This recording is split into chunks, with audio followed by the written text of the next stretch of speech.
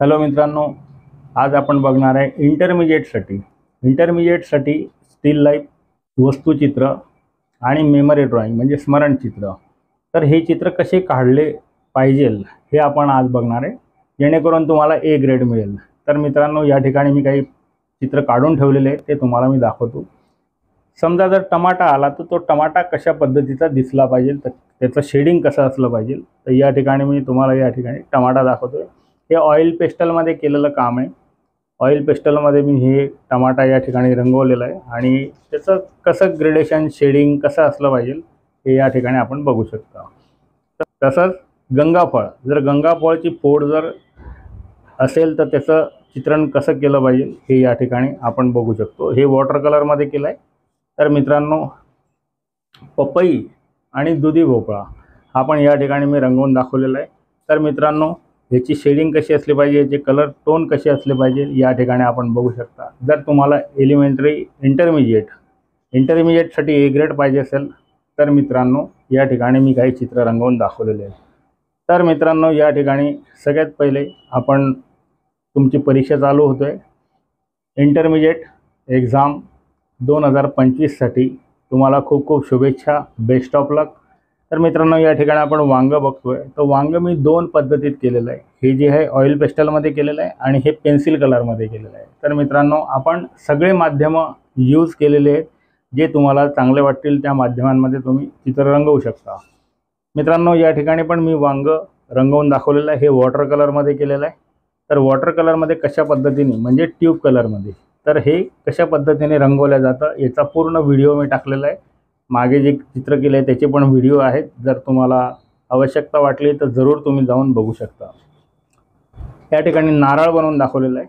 हे मी एक एक काबर दाखवतोय कारण तुम्हाला समूह येतो, कमीत कमी 5 ते 6 वस्तू येतात आणि या 5 ते 6 वस्तू इंटरमिजिएटसाठी कशा पद्धतीने रचना करायची ते आपण पुढे बघणार आहोत. तर हे नारळ जे आहे हे मी सॉफ्ट पेस्टलमध्ये रंगवून दाखवलेलं आहे. याचा पूर्ण व्हिडिओ आहे, तुम्ही जाऊन बघू शकता.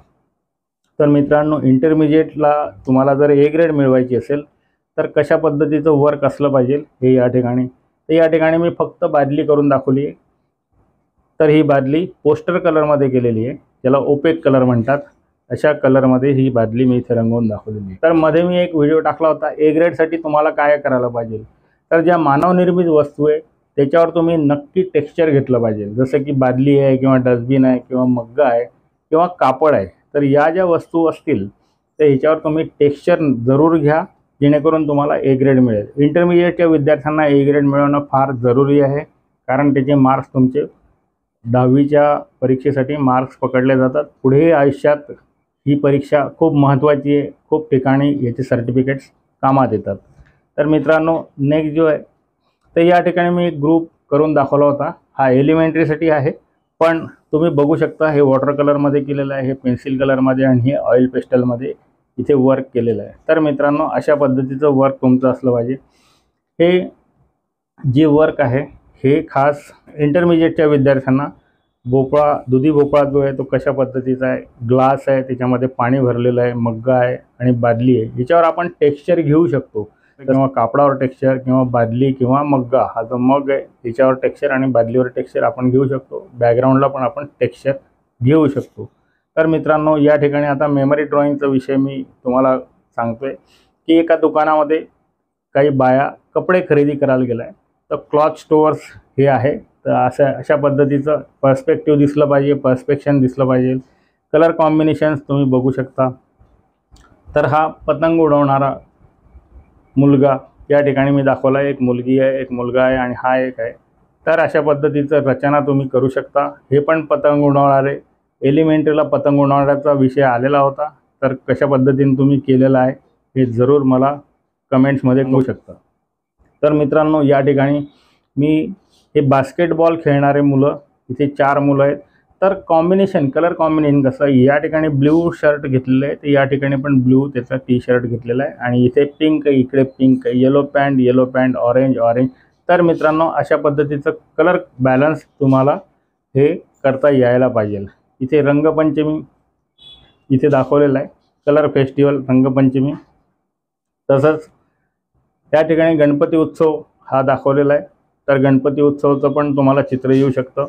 तर तुम्हाला 5 ते 6 ह्युमन फिगर काढायचे असतात। तर या ठिकाणी कोणताही एक खेळ असा जर सब्जेक्ट आला तर या ठिकाणी मी क्रिकेट हा केलेला आहे। याने कॅच उडवलेली आहे आणि हा कॅच पकडतोय, अशा पद्धतीचा या ठिकाणी मी हे चित्र रंगवून दाखवलं आहे। हॉकीचा जो सब्जेक्ट आहे, इथे मुली हॉकी खेळत आहेत। 4 मुली या ठिकाणी मी दाखवलेल्या आहेत। इथे फुटबॉल हा खेळ दाखवलेला आहे। फुटबॉल हे वॉटर कलरमध्ये केलं, हॉकी जी होती ती मी पेन्सिलमध्ये करून दाखवलेलं आहे।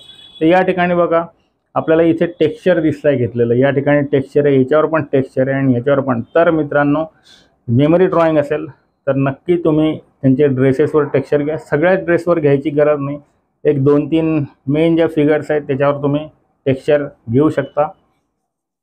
या ठिकाणी बघा हा एक रोडचा सीन मी करून दाखवलेला आहे। तर मित्रांनो, या ठिकाणी टेक्स्चर घेतलेलं आहे, इथे डॉट डॉट दिलेले आहे, या ठिकाणी पण डॉट, पॅन्टला पण टेक्स्चर घेतलेलं आहे, या ठिकाणी पण टेक्स्चर आहे, हे पण टेक्स्चर आहे।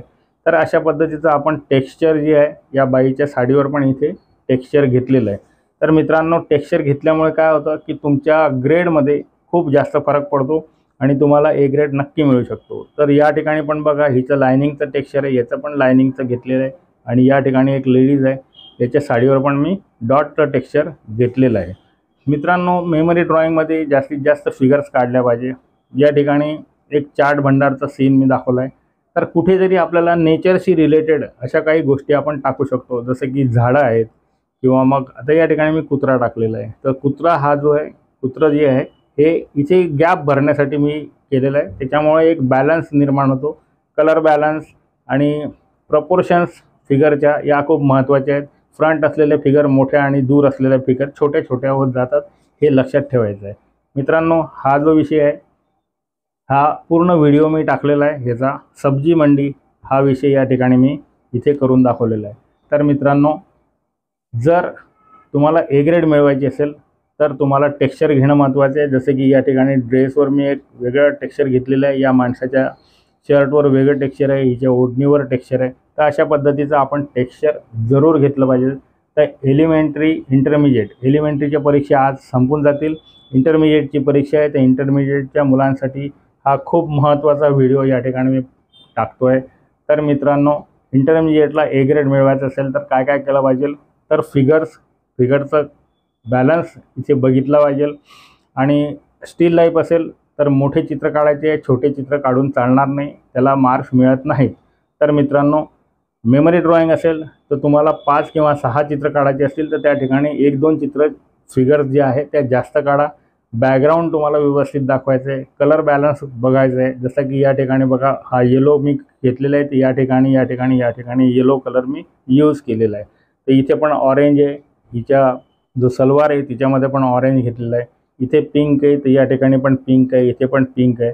तर असा हा कलर बॅलन्स तुम्हाला करता आला पाहिजे। या ठिकाणी पण ऑरेंज घेतलेला आहे, इथे ग्रीन मुद्दामून घेतला आहे कारण या ठिकाणी फळं जी आहेत ते ग्रीन कलरची आहेत, इकडे पण फळं ग्रीन, हिचा ड्रेस पण ग्रीन घेतलेला आहे। तर कलर बॅलन्स हा खूप महत्त्वाचा आहे। तर मित्रांनो, अशा पद्धतीने तुम्ही चित्र काढायला पाहिजे। तुम्हाला परत एकदा परीक्षेसाठी खूप खूप शुभेच्छा, बेस्ट ऑफ लक। तर चला भेटू पुढच्या व्हिडिओला, जेव्हा पेपर येतील ते पेपर सगळे मी सॉल्व करून दाखवणार आहे, एलिमेंटरीचे पण आणि इंटरमिजिएटचे पण। तर चला मित्रांनो, भेटूया पुढच्या व्हिडिओला। Thank you very much.